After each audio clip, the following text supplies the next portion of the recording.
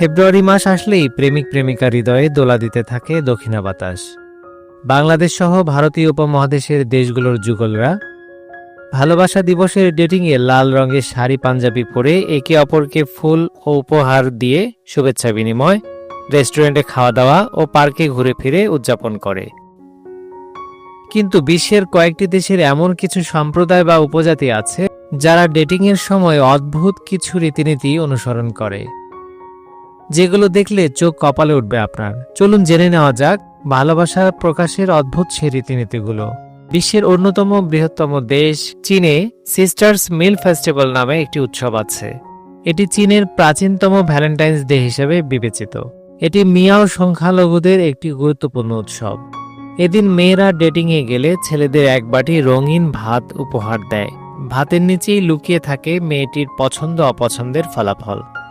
যদি ভেতরে রসুন বা গোলমরিচ থাকে তাহলে খুব কঠিন ভাষায় মেয়েটি ছেলেটিকে না করে দিয়েছে। যদি একটি চপস্টিক থাকে তবে এর অর্থ হলো সে তাকে ভদ্রভাবে প্রেমের প্রস্তাব প্রত্যাখ্যান করেছে। যদি একটি পাইন সুই থাকে তবে মেয়েটি তার সিদ্ধান্ত সম্পর্কে নিশ্চিত নন। আর যদি দুটি চপস্টিক থাকে এর অর্থ মেয়েটি ওই ছেলেটিকে সঙ্গী হিসেবে গ্রহণ করেছেন। পোল্যান্ডের যুবক যুবতীরা ভালোবাসা প্রকাশে ডিঙ্গাস দিবস উদযাপন করে। এদিন মেয়েরা এবং ছেলেরা তাদের প্রিয়জনকে পানি বা পারফিউম স্প্রে করে। কেউ কেউ আবার সুগন্ধি গায়ে মেখে ডেটিংয়ে যায়। সুগন্ধি স্প্রে বা গায়ে মাখার মাধ্যমে তারা একে অপরকে বোঝাতে চায় এই সম্পর্ক তারা টিকিয়ে রাখতে চাচ্ছে।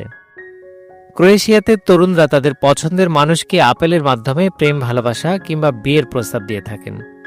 ছেলেরা আপেলের মধ্যে একটি কয়েন আটকিয়ে রাখে, এরপর ডেটিংয়ে গিয়ে তার পছন্দের মেয়েটিকে আপেলটি দিয়ে দেয়। এই অদ্ভুত প্রপোজের রীতি তারা এখনও মেনে চলে। ইন্দোনেশিয়ায় ডেটিংয়ের আগে যুবক যুবতীরা মুখে মেকআপের পরিবর্তে তারা তাদের দাঁতের যত্ন নিয়ে থাকেন।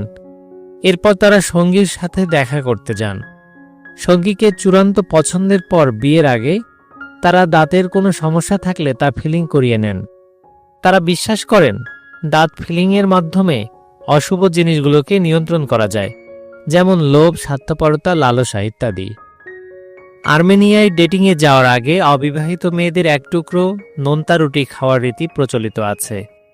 এরপর তারা পানি পান না করে তৃষ্ণার্ত অবস্থায় বিছানায় ঘুমাতে যান। এ সময় যদি তারা এমন একজন পুরুষের স্বপ্ন দেখেন যে তাদের তৃষ্ণা নিবারণ করছে, তাহলে বুঝে নিতে হবে সেই পুরুষটি ভবিষ্যতের জীবনসঙ্গী হতে পারে। দক্ষিণ কোরিয়ায় ডেটিংয়ে গেলে পুরুষরা তাদের নারী সঙ্গীদের হ্যান্ডব্যাগ বহন করার রীতি প্রচলিত আছে। পুরুষরা এর মাধ্যমে নারী সঙ্গীকে তাদের সমর্থন দেখাতে চায়, তাই তারা পছন্দের সঙ্গীর হ্যান্ডব্যাগ, শপিং ব্যাগ ক্যারি করে থাকে। Express news desk.